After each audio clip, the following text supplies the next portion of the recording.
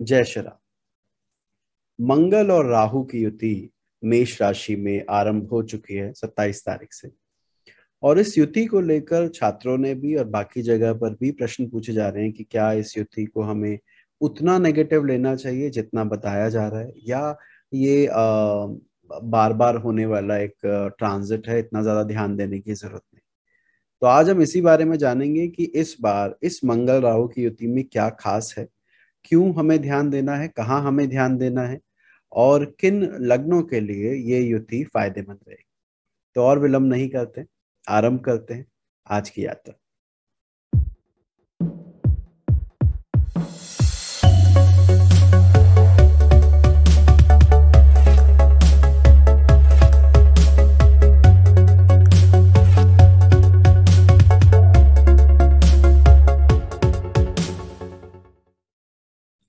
मंगल राहु की युति, जिसे अंगारक योग भी कहते हैं, वो होने जा रहा है, हो चुका है, बल्कि यूं कहूंगा 10 अगस्त तक ये युति रहेगी।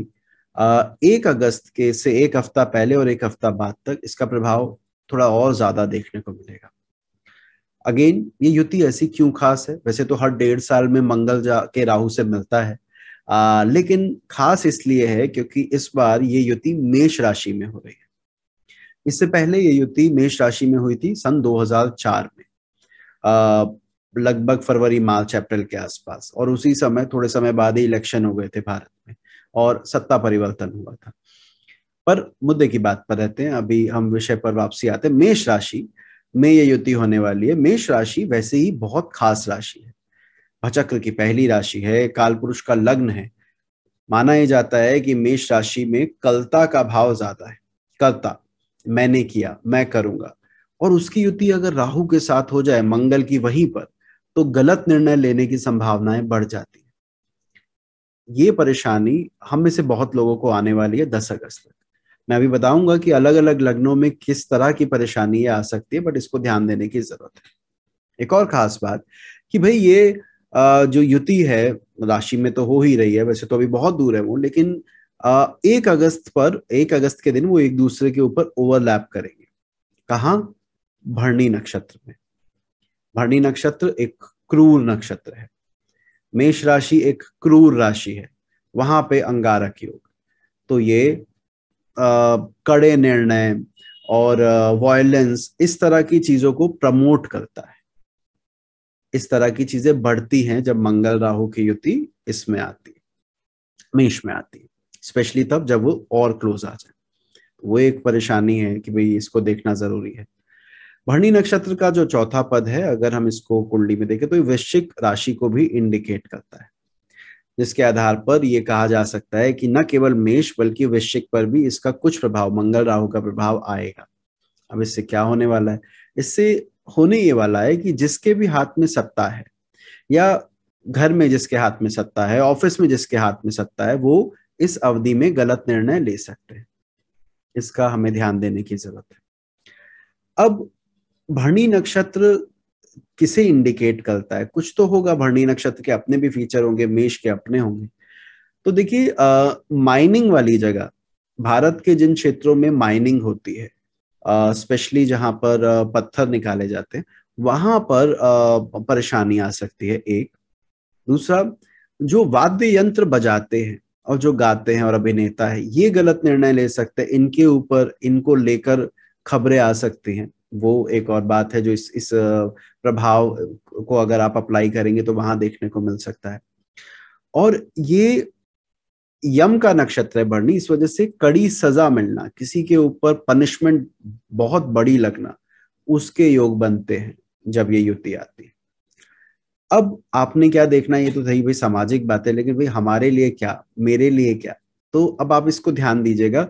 आपकी कुंडली में जो भी आपका लग्न है, मेष राशि जिस भाव में आ रही है, आप उस भाव में, उसका स्वामी राहु से प्रभावित होने वाला, इसका अर्थ है आप उस भाव को लेके गलत निर्णय ले सकते हैं। उदाहरण के लिए मैं 12 लग्नों की बात करूं, मेष लगन से चालू करते हैं। मेष लगन के लिए मैं कहूंगा कि एक तो कोई मेडिसिन चेंज अगर कर रहे हो तो उसके लिए पहले डॉक्टर से सजेशन ले लें। कोई नई मेडिसिन अपने आप चालू ना करे, हेल्थ पर नेगेटिव इम्पैक्ट आ सकता है। कोई नया व्यसन, किसी तरह के ऐब, इस तरह का अगर कोई दोस्त लालच भी दे तो बचिए इससे पूरी तरह। अगर आपका मीन लगन है तो आपके सेकंड हाउस में, या एक काम करते हैं वृषभ, एक एक करके आगे बढ़े। वृषभ की बात करें तो वृषभ है तो 12वें घर में मंगल राहु है, गलत जगह पे खर्चे होने के योग है। कोई ऐसी चीज परचेज कर लेंगे जो किसी काम की नहीं है, बाद में सोचेंगे क्यों ले ली। अगर आपका मिथुन लग्न है तो आय को लेकर कि भाई मैं आय बढ़ानी है, आय के स्रोत कोई दूसरे शेडी एरिया से कमाने की सोच बढ़ सकती है, बचिएगा। कहने का मतलब अनर्गल, कहने का मतलब ये है कि अनर्गल तरीके से आय अगर कहीं से आ रही है, शॉर्टकट है, उसको बिल्कुल नहीं अपनाइएगा। अगर मैं कर्क लगन की बात करूं तो उनके लिए ये दशम भाव में युति होने वाली है। करियर को लेकर कोई मेजर चेंज 10 अगस्त से पहले करने से बचिए। सिंह लगन है तो ग्रोथ के लिए जाने के लिए अगर आप सोच रहे हैं कि अब यहाँ इस निर्णय से ग्रोथ होगी, तो वहां पर परेशानी आएगी। जितना वो क्या बोलते हैं मृग तृष्णा, जो छलावा आपको नजर आ रहा है वो वैसे एग्जीक्यूट नहीं होगा। अगर आपका कन्या लग्न है तो ससुराल वालों को दूर से नमस्ते कहिए। कहने का मतलब है वहां पर तनाव डेवलप हो सकता है, उसका आपको ध्यान रखना है। पैटर्नल प्रॉपर्टी को लेके कोई बड़े डिसीजन के लिए नहीं जाइए, या कोई बड़ा कदम नहीं उठाइए, वरना आप नुकसान में आ सकते हैं। अगर मैं तुला की बात करूं तो इस समय यदि शादी की उम्र है और कोई लड़की देखने जा रहे हैं, या लड़की का चुनाव कर रहे हैं, या लड़के का चुनाव कर रहे हैं, देख आइए, लेकिन फाइनल मत करिए। और अगर आप शादी आपकी हो चुकी है तो तनाव थोड़ा अगर घर पे डेवलप भी होता है हस्बैंड वाइफ के बीच में, तो कुछ मुंह से ऐसा नहीं बोलिएगा जो कि परेशानी का कारण बने। यदि आपका वृश्चिक लगन है तो ये युति छठे भाव में हो रही है। वैसे तो छठे भाव में ये युति अच्छी होती है, मंगल राहु 2 क्रूर गए, लेकिन अगेन यहाँ पे लग्नेश ही वहां पर चला गया। इस वजह से जब छठे में ये युति होती है तो हम ये बोलते हैं पहले तो अपनी सेहत का ध्यान रखिए, वहां पर कोई परेशानी ना आ जाए। स्पेशली किसी चीज का साइड इफेक्ट होने के चांसेस बढ़ जाते हैं। किसी चीज के साइड इफेक्ट, किसी तरह की एलर्जी, उसकी संभावनाएं बढ़ जाती है, उससे थोड़ा बच के रहिएगा। अगर आपका धनु लग्न है तो आपकी कुंडली में ये युति पंचम भाव में हो रही है, जहां पर हम कह सकते हैं कि संतान संबंधित और एजुकेशन में कोई चेंज करने की सोच रहे हैं तो 10 अगस्त से पहले बचिए, अगर बच सकते हैं तो। संतान को लेकर भी कोई बड़ा निर्णय मत लीजिए, जैसा चल रहा है वैसे चलाइए, उसके बाद आप इस बारे में सोचिए। यदि आपका मकर लगन है तो ये युति आपके चौथे भाव में हो रही है, प्रॉपर्टी के भाव में हो रही है। प्रॉपर्टी रिलेटेड डिसीजन लेने से बचिए। और डोमेस्टिक लाइफ में भी अगर उठापटक है भी तो कोई स्ट्रॉन्ग एक्शन मत लीजिएगा, क्योंकि ये यम का नक्षत्र है भरणी। यहाँ पे निर्णय ले लेंगे और बाद में सोचेंगे कि यार ये तो मैंने गलत निर्णय ले लिया। तो कोई अपनी तरफ से कलता का भाव दिखाते हुए वहां पे जाके क्या बोलते हैं खड़ी गाड़ी में जाके अपनी गाड़ी में ठोकिएगा, इसका ध्यान रखिए। इसके बाद हम कुंभ की बात करते हैं। कुंभ के लिए वैसे तो ये युति अच्छी है, थर्ड हाउस में थर्ड लॉर्ड का राहु के साथ होना।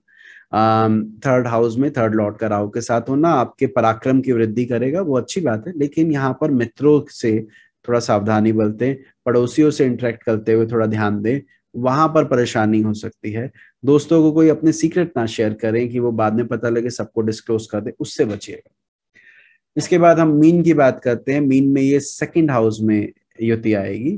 फाइनेंशियल डिसीजन से बचिए।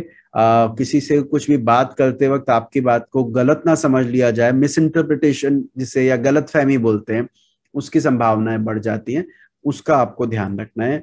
और ये सारी चीजें जो मैंने 12 लग्नों की अभी बताई, वो आप खुद आरंभ करेंगे, कोई आके आपको नहीं देने वाला। आप निर्णय लेंगे और बाद में सोचेंगे कि मैंने क्यों लिया। तो इस वजह से इससे थोड़ा बच सकते हैं, तो प्रयास कीजिए कि बचिए। इसके अलावा जिन लोगों का मेष, मीन, मकर, तुला, कन्या या वृषभ लग्न है, उनकी कुंडली में ये युति उन भावों में हो रही है जो मैरिड लाइफ में प्रॉब्लम क्रिएट कर सकता है। मैं दोबारा बोलूंगा, मेष, मीन, मकर, तुला, कन्या, वृषभ, इन लग्नों में मंगल राहु की युति उन भावों में हो रही है जो मैरिड लाइफ पर नेगेटिव इंपैक्ट डाल सकता है। तो अगेन उन सभी को सलाह है कि आप थोड़ा उस जीवन के उस क्षेत्र में निर्णय लेने से अगेन बचिएगा। एक और खास बात देखिए, हमारी कुंडली में ग्रह, जन्म कुंडली में ग्रह अलग अलग राशियों में बैठे होते हैं। यदि आपकी जन्म कुंडली में मेष राशि में कोई ग्रह बैठा है और वो भी विशेषकर भरणी नक्षत्र में, तो आपको ये ध्यान देना है कि मंगल राहु वहां पर उस ग्रह के कारकत्व से जुड़ी प्रॉब्लम क्रिएट कर सकते हैं। उदाहरण के लिए धोखा मिल सकता है, वहां से दंड मिल सकता है। जैसे मान लीजिए आपका सूर्य भरणी में, तो अब अगर मंगल राहु उसके ऊपर से गुजरेगा तो हम कहेंगे अथॉरिटी से पंगे लेने से बचिएगा, अथॉरिटी के साथ सीधा विरोध करने से बचिएगा, पिता का विरोध करने से बचिएगा, वहां से दंड मिल सकता है, गवर्नमेंट से परेशानी आ सकती है। अगर आपका चंद्रमा वहीं बैठा है भरणी नक्षत्र में और वो भी चौथे पद में, तो मानसिक तनाव रहने के बहुत संभावनाएं हैं, उसको उस स्ट्रेस को समझिएगा। इसी तरह मंगल की अलग अपना, अगर आप मंगल को देख रहे हैं तो मंगल आपके छोटे भाई बहनों को रिप्रेजेंट करता है, पौरुषत्व को रिप्रेजेंट करता है, तो गलत निर्णय की संभावनाएं और बढ़ जाएंगी। बुध है वो बुद्धि को रिप्रेजेंट करता है, बुद्धि के ऊपर से जब मंगल राहु गुजरेगा तो कोई गलत प्लान में को एग्जीक्यूट कर देंगे जिस वजह से परेशानी आएगी। यदि बृहस्पति के ऊपर से मंगल राहु गुजर रहा है तो न केवल ये आपकी पढ़ाई पर बुरा असर डाल सकता है, पर किसी गलत व्यक्ति का पक्ष लेने की वजह से आप फंस जाएंगे। उसे कुछ नुकसान नहीं होगा, आपको प्रॉब्लम हो जाएगी।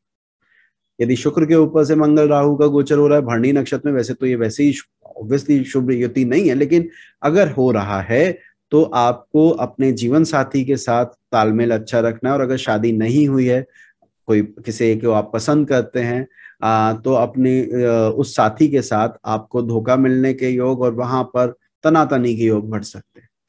सैटर्न वहां पे है तो जॉब जाने के चांसेस, और उसमें भी अगेन आपके द्वारा रेजिग्नेशन साइन करने की संभावनाएं बढ़ जाती है, तो उसे बचिएगा।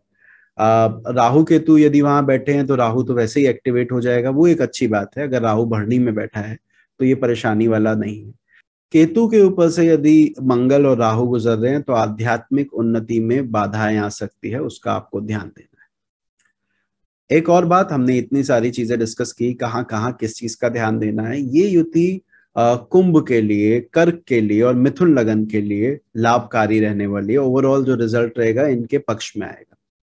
अगेन जो मैंने अभी थोड़ी देर पहले कहा कि नेटल प्लैनेट आपके बर्थ चार्ट में अगर वहां कोई ग्रह बैठा है तो सबसे ज्यादा तरजीह इंपॉर्टेंस आप उसी को दे कि भाई ये ग्रह क्या इंडिकेट कर रहा है, किस घर का स्वामी है, इसकी नेचुरल सिग्निफिकेशंस क्या है। उसको लेके गलत निर्णय की संभावनाएं बहुत बहुत प्रबल हो जाती है। ये सब बातों के साथ दो तीन चीजें मैं और बता दूं कि देखिए, यदि आपकी मंगल या राहु की महादशा है तो इस गोचर को थोड़ा ध्यान से देखिएगा। यदि जिस ग्रह की महादशा चल रही है उसके ऊपर से मंगल राहु गुजर रहा है तो ये ज्यादा प्रभावशाली है, क्योंकि ऐसा नहीं है कि सभी पर एक जैसा प्रभाव देगा। हो सकता है कुछ लोगों को तो फर्क भी ना पता लगे कि हमारी लाइफ में तो कोई चेंज ही नहीं आया, और ये होगा, स्वाभाविक सी बात है। आपकी दशा अलग चल रही है, आपकी कुंडली में उस राशि में कोई ग्रह ही नहीं है, वो राशि किसी इंपॉर्टेंट हाउस में नहीं है, आपका लगन लगने से उसका कोई संबंध नहीं है, तो आपको कोई मतलब फर्क नहीं पड़ने वाला है इस युति से। लेकिन अगर ऐसा नहीं है, आपका लग्नेश वहां पर है या जैसे मैंने कहा नेटल प्लैनेट बैठे हैं, तो आपके लिए युति महत्वपूर्ण हो जाती है। इसी तरह आगे भी कभी कुछ ऐसी युति हुई तो जरूर बात करेंगे। अभी के लिए इतना ही रखते हैं। आई होप कि ये वीडियो आप लोगों को अच्छा लगा। इसको नॉर्मल वो अलग अलग लग्न और राशियों के हिसाब से हमने नहीं बनाया, जो चीजें दिख रही हैं उसके आधार पर मैंने आपको बताया। यदि पसंद आया हो तो लाइक करना मत भूलिएगा। ज्योतिष संबंधित अधिक जानकारी के लिए यदि आप इस चैनल पर नए हैं तो इसे सब्सक्राइब कर सकते हैं, जिससे कि ऐसे ही और 450 वीडियो, लगभग 450 वीडियो इस चैनल पर उपलब्ध हैं, जो ज्योतिष के अलग अलग क्षेत्रों के बारे में, अलग अलग विषयों के बारे में, जो भी मेरी अल्पमति के अनुसार है उसके बारे में मैंने अपना पक्ष रखा है, आप उसे देख सकते हैं। मिलते हैं अगली बार किसी और विषय के साथ। जय श्री राम। विपरीत राजयोग से जुड़े 13 इंपॉर्टेंट सवाल, यदि इनके बारे में जानकारी चाहते हैं तो ऊपर दिए गए इस वीडियो पर क्लिक करें, और हमारी लेटेस्ट वीडियो के लिए आप नीचे क्लिक कर सकते हैं। मिलते हैं अगली बार। जय श्री राम।